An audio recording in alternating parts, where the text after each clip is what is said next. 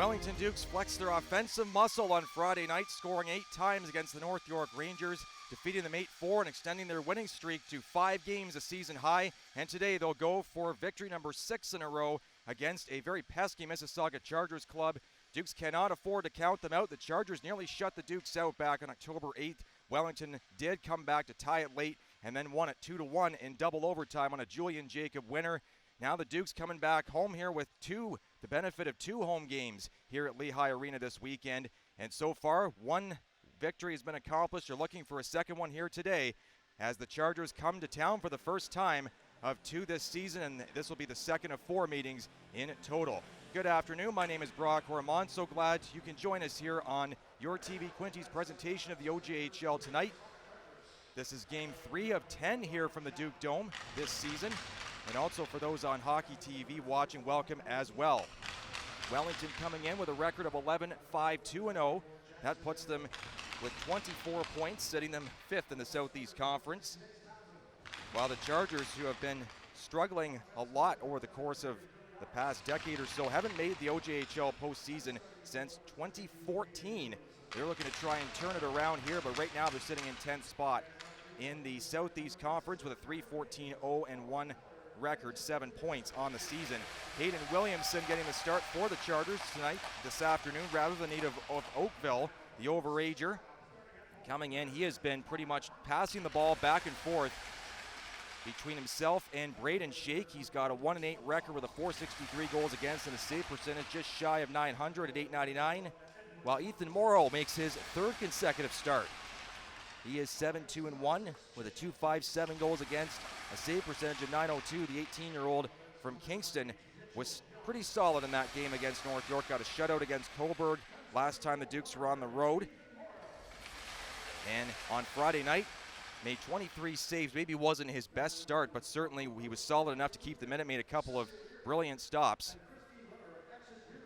And now coming in here, the Dukes trying to get off to as good of a start as they did on Friday, scoring 4 goals in the first period for the 2nd time this season. The Dukes backup goalie Jacob Osborne for the Storehouse Food Bank Shutout Hunger Initiative. We're underway here in Wellington. Great to have you along with us once again on your TV Quinty's presentation of the OJHL tonight. Also on Hockey TV, Mississauga getting right into the Wellington zone early on. Puck ends up floating right back to Morrow, and he'll get the cover up. Chargers start out with Nick Townsend and Braden Valeris in the back end. Ryan Schupp, Jack Ziliato, and Michael D'Souza up front. Jack Ziliato will be one man to watch for the Lucas Rodriguez. Kept alive, shot right on. Williamson kicks it out. Rebound there up for grabs. It will be taken by Boyer. He'll swing it towards the goal. Backhanded on. They score. It's Barrett Joint in front of the net. Sweeping at it and knocking it over the arm of Williamson.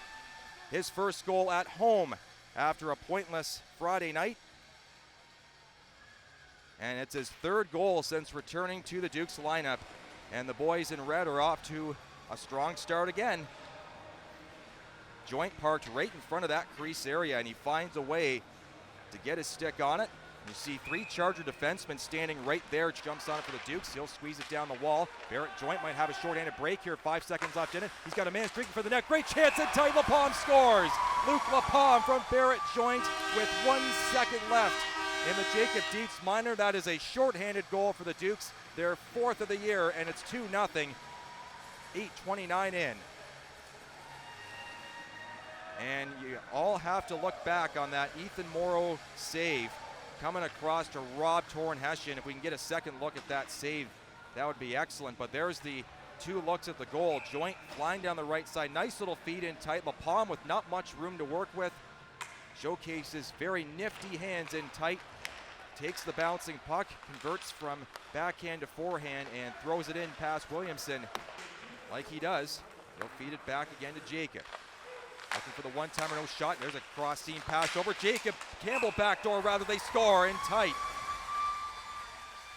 Collision in the crease area, but it is going to count.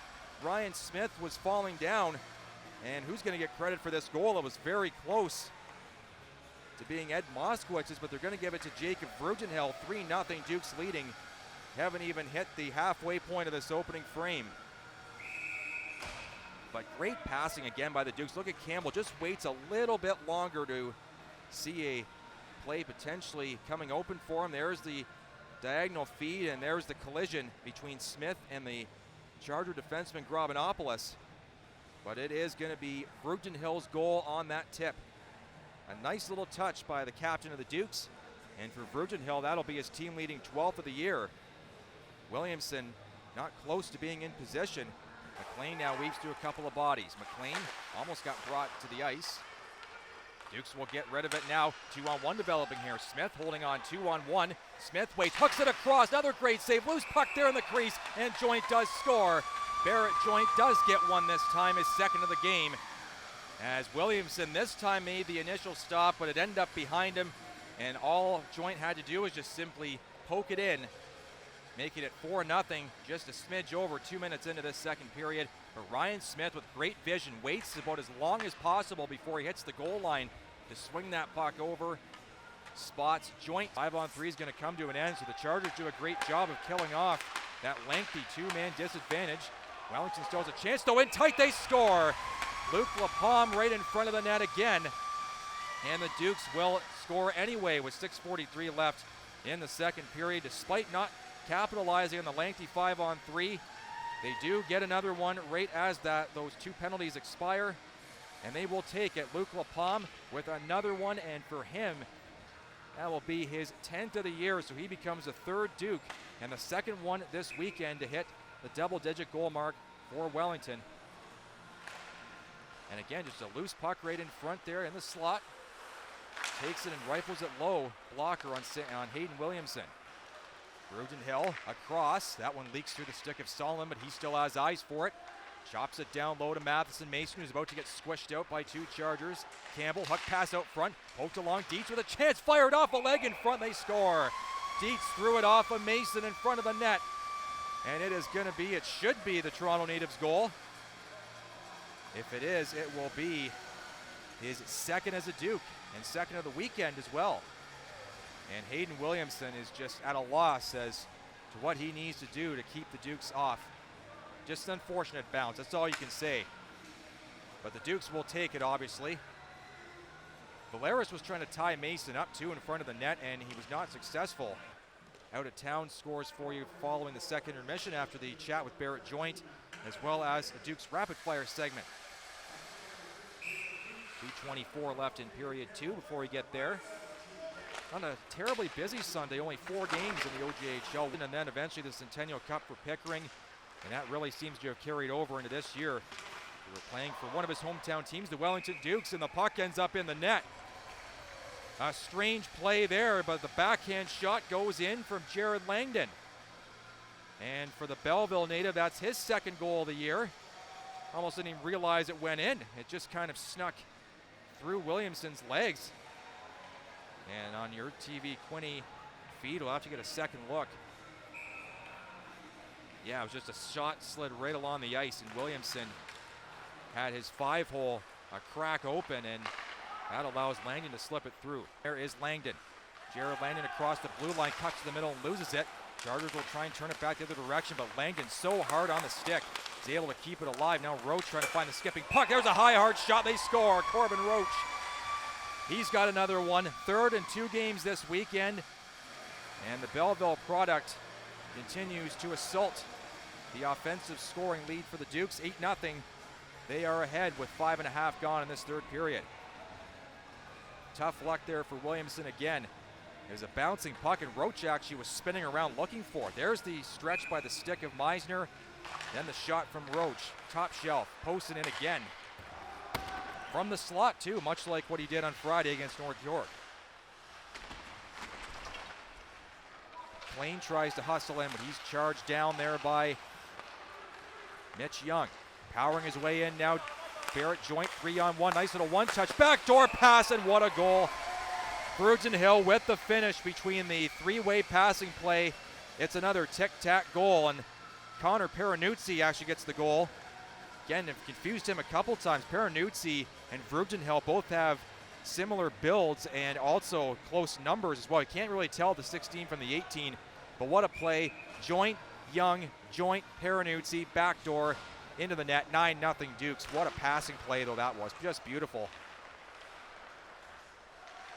Now you can tell this team is firing on all cylinders right now because of the way they're moving the puck. And ever since that few games early on, there's a shot right on, saved by Williamson. He's now up to 3 on the season.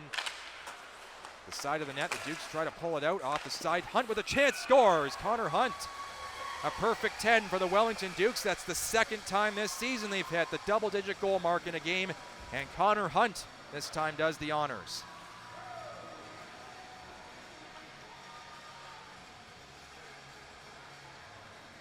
Take another look at this play and grab the side of the net. There's the reverse pass by Moskowitz right out front to Hunt. He'll go posting in. Nice play there by those two boys. And Ed Moskowitz has really made himself a pure top 6 player in this team. And Connor Hunt will work his way there eventually once he gets a little more of his footing under him. One last face-off here likely in this one. Terry Ashton on the draw. Ashton rather will take it. Joint wins it, and the Wellington Dukes are going to win their 6th game in a row, and it's Ethan Morrow's 2nd shutout in 3 starts. The Dukes put up a perfect 10 on the Mississauga Chargers. 10-0 is your final score, and we'll try and wrap the scoring up as best as possible. Dukes outshoot the Chargers 45-22. Barrett Joint scores a pair. Luke Lapalme with a pair. 4 points as well for Joint, 3 for Lapalme. 1 each from Connor Hunt, Corbin Roach, Jacob Vroogenhill, Matheson Mason, Connor Peranuzzi, and Jared Langdon. Langdon also picks up a couple points. Ditto for Vroogenhill. Hunt and Mason, Mitchell Young and David Campbell chip in with a pair of assists. J.H. Logus with his first 2 points as a Duke. Ed Moskowitz with a pair of assists. Julian Jacob, Jackson Boyer, Creo Solomon, and Jacob Dietz all round out the scoring. Absolutely nobody without a point except for Ethan Sullivan, who played a great game, first game back after an injury. 3 stars, Ethan Morrow with the 22-save shutout, his 2nd in 3 games and the 3rd of the year all told for the Dukes. Luke Lapalme, your 2nd star with 3 points. And 1st star of the afternoon, Barrett Joint, 4 points on the night, and a very well-deserved 1st star for Barrett Joint.